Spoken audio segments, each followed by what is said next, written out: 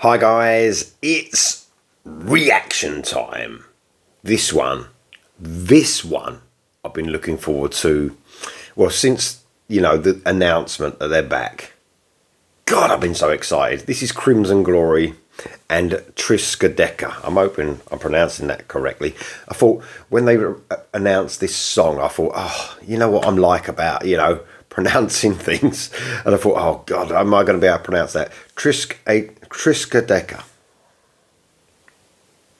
Only the band will know, or I will know once I've heard the song.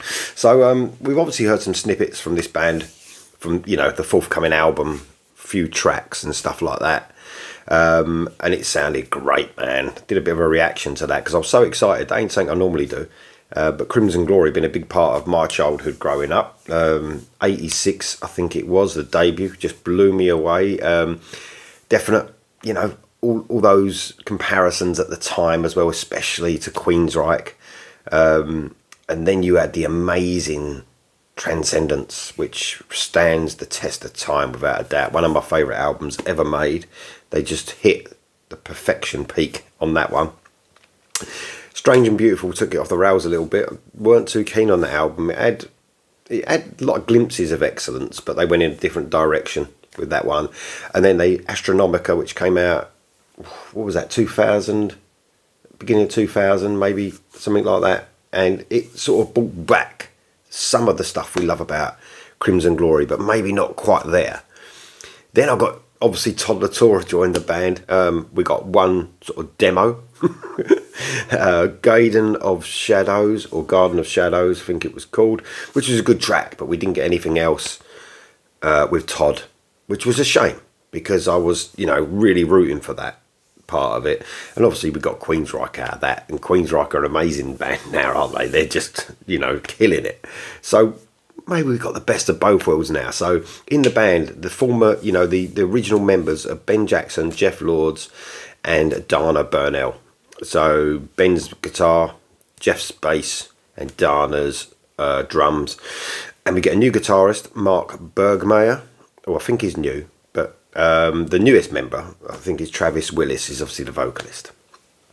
So when the announcement came, heard the snippets, got excited because it sounded like those, we're sort of brought me back to those first two albums that I just fell in love with when I was young. Still young, and anyway, no, not really. So here we go. I can't tell you how excited I am about hearing this. It's one of my anticipated, hopefully, album releases this year. Here we go. Without further ado, this is what it's all about. Here we go.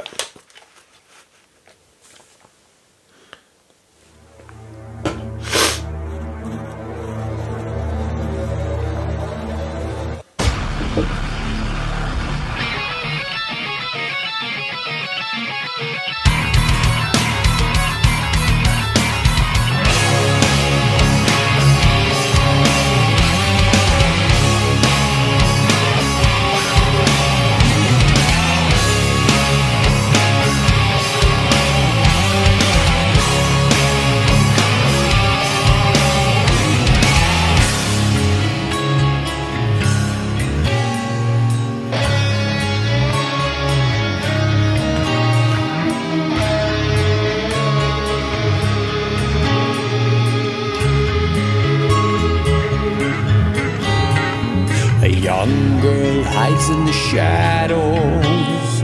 An old man peers through the window, dreaming of obsessions in their mind. A very, very impending doom. Balance mirror breaks in the room. Bad luck for 7 years of the time. You feel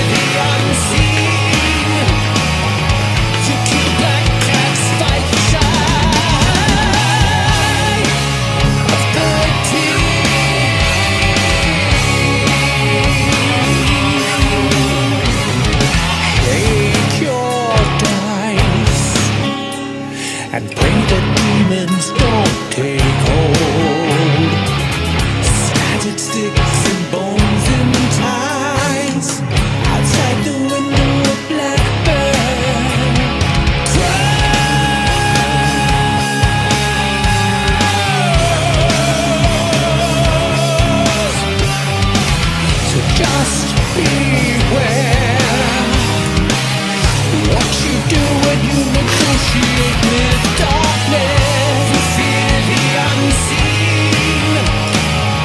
You kill black cats, fight shy of 13. That broken mirror still makes you run away.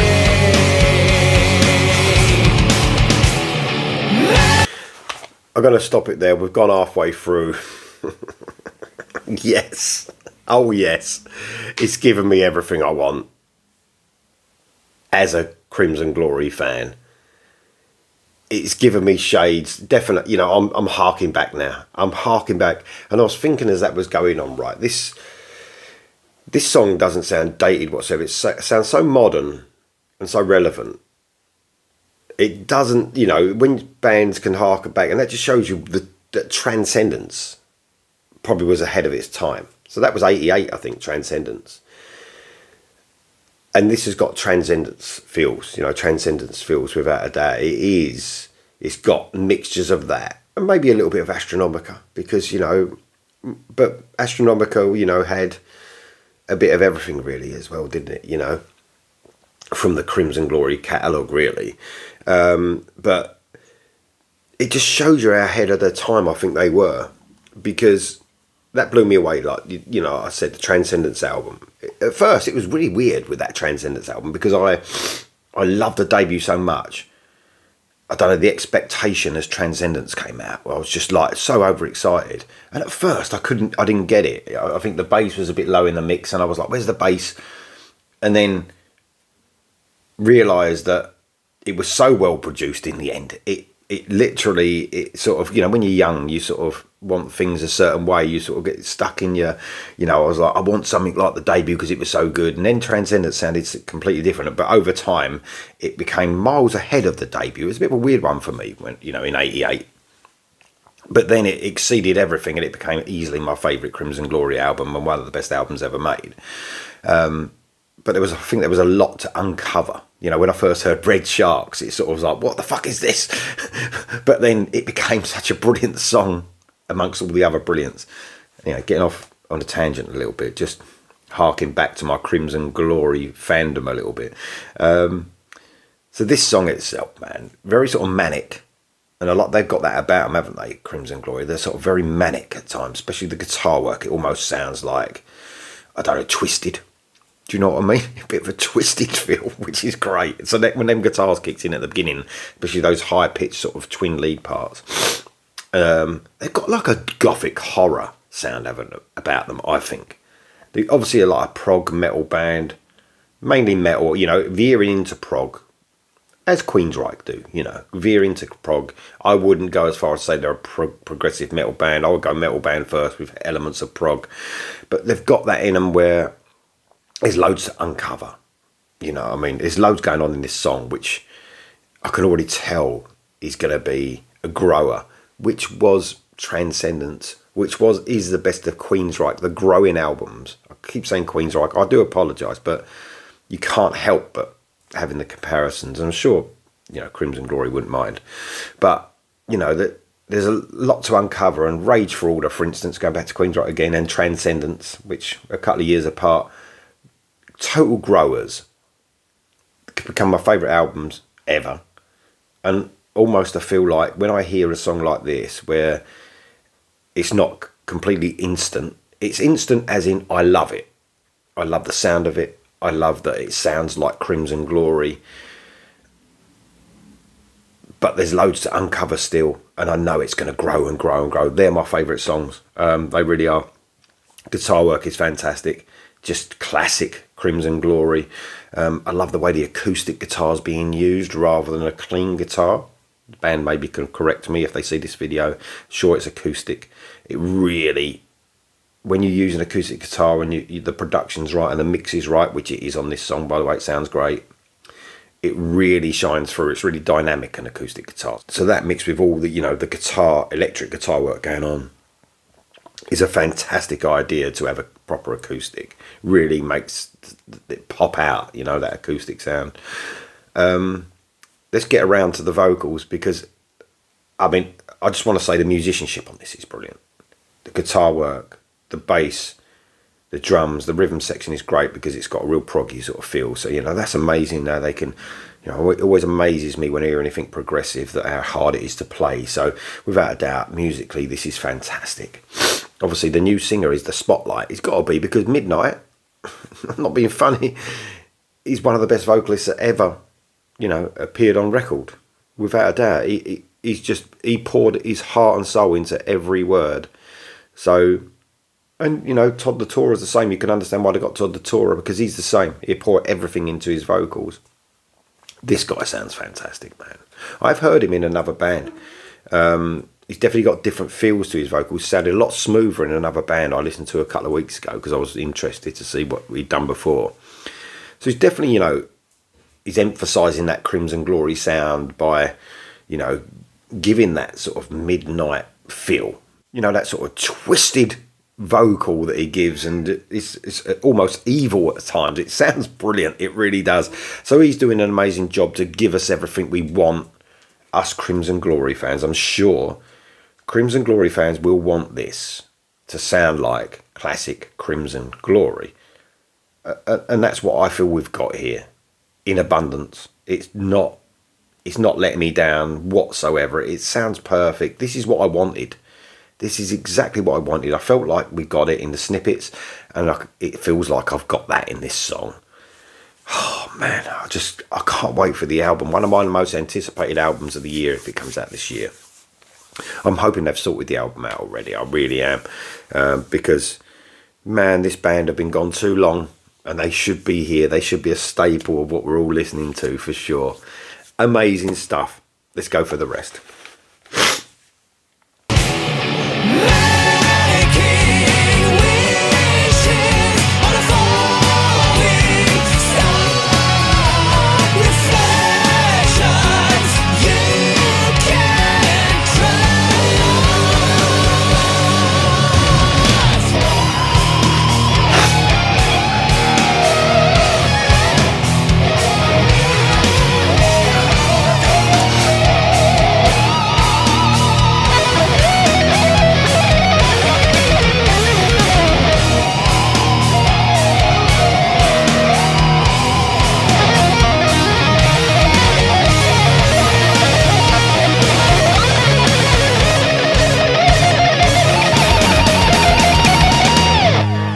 Whispering shadow, midnight's the day before the rain. Just beware what you do when you negotiate with darkness. You fear the unseen. You kill black cats, fight shy of 13. The broken mirror still makes you run away.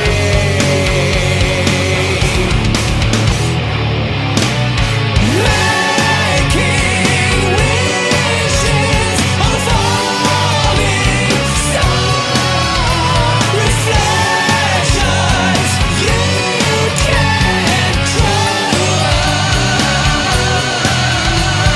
Making wishes on a falling star.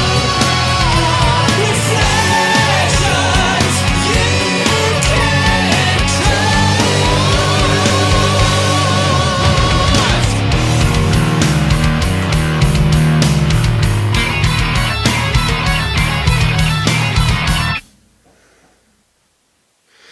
Oh man, I loved it, man.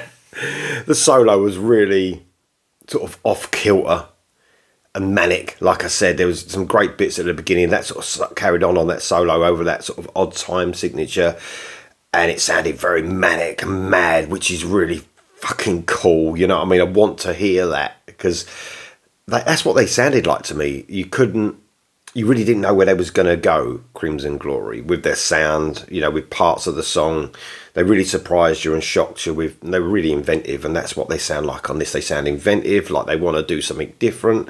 That's fucking great. In the end, the chorus got me in the end. It really sort of soared. I wasn't sure at the beginning the hook was there, but you can feel it coming, and that's when them, you know, them growing songs sort of work their way and you could feel it as the song was going on. It was becoming, the hooks were becoming more evident. Like I said, love growers. Sometimes I love the fact when I hear a song and I don't get the hook straight away, and then after a few listens, like, oh, there it is, and then you can feel it coming and coming and coming, and it becomes so hooky. It's just embedded in your brain. Fantastic performance all round. I think it's the perfect single. It's the perfect thing for me. It really is. As a Crimson Glory fan, it gives me exactly what I want. It almost gives me that. I mean, when I listen to Transcendence now and the mix and the sound of the album, like I said, I wasn't sure in 1988 whether it was great or not. I listen to it now, it stands up brilliantly. And I feel they've almost, production and mixing wise, they've gone for that feel as well. It sounds very tight. It sounds very, you can hear every note, which you can still hear on Transcendence. It sounds like they've gone for that. And why shouldn't you go for your masterpiece, which Transcendence was for me? Why shouldn't they go for that? The best of Crimson Glory. They should go for that. Amazing job by the band. Just a massive congratulations to Travis Willis, because filling the shoes of, you know, a top tier vocalist, like one of the best vocalists that's ever lived. Rest in peace, by the way, Midnight. But to fill his shoes is just mental. I can't think of anything harder. Filling the shoes of that guy. He was amazing. And when you think of Crimson Glory, you think of the amazing music they made, but you also think of Midnight and these amazing vocals. So to fill his shoes and do a job like that, man, amazing stuff. Congratulations, Travis Willis. Amazing job, amazing song. I can't wait for the next. I think there's another single going to come out, and hopefully they'll announce an album soon. I don't think it's been announced, but man, what a song. What do you think of it though? You Crimson Glory fans, are you happy with that? Let me know in the comments below, and I'll see you soon.